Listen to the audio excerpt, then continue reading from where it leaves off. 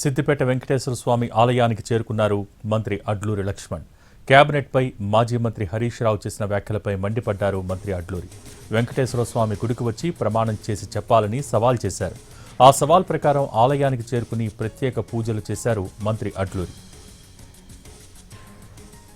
కేబినెట్లో ప్రజా సమస్యల్ని వదిలేసి మంత్రులు వాటాలపై చర్చించారని హరీష్ రావు ఇటీవల ఆరోపించారు.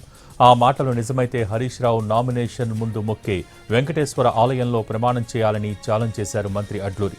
తాను కూడా ఆలయానికి వస్తానని, హరీష్ రావు కూడా వచ్చి తడిబట్టలతో ప్రమాణం చేసి చెప్పాలని అన్నారు. అంతేకాదు, మంత్రివర్గాన్ని దండుపాళ్యంతో పోల్చిన హరీష్ రావు బేషరతుగా క్షమాపణ చెప్పాలని డిమాండ్ చేశారు మంత్రి అడ్లూరి.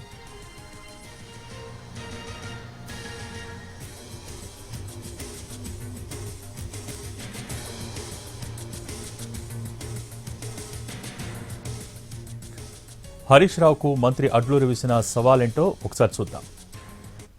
ఇప్పుడు వెంకటేశ్వర స్వామి సిద్దిపేట ఆలయం ఉన్నది హరీష్ రావు గారు. ఆ సిద్దిపేట ఆలయం లోపల శనివారం రోజు వస్తావా, లేదా నువ్వు ఆ నామినేషన్ రోజు ప్రతిసారి అక్కడికి పోయి ఆడ నామినేషన్ కాయలు పెట్టి నామినేషన్ పోతాడు. అక్కడ ఆ దేవాలయానికి నేను వస్తా.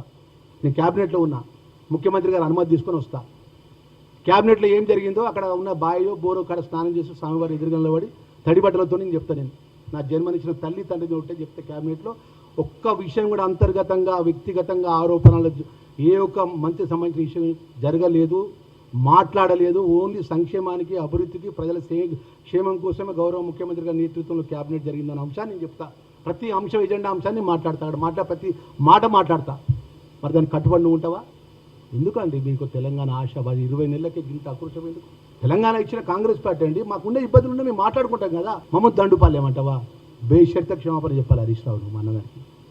బేషరతుగా క్షమాపణ చెప్పాలి మంత్రివర్గానికి. మాకు హరీష్ రావు గారు వ్యక్తిగతంగా మాకేం కోపం లేదండి. ప్రజాక్షేత్రంలో చూసుకుందాం ఎవరేమైనా కూడా. కానీ ప్రజాస్వామ్యంలో ప్రజలతో ఎన్నుకోబడ్డప్పుడు గౌరవంగా మనం అందరం వెళ్ళాలి. ప్రజలంతా, తెలంగాణ ప్రజలంతా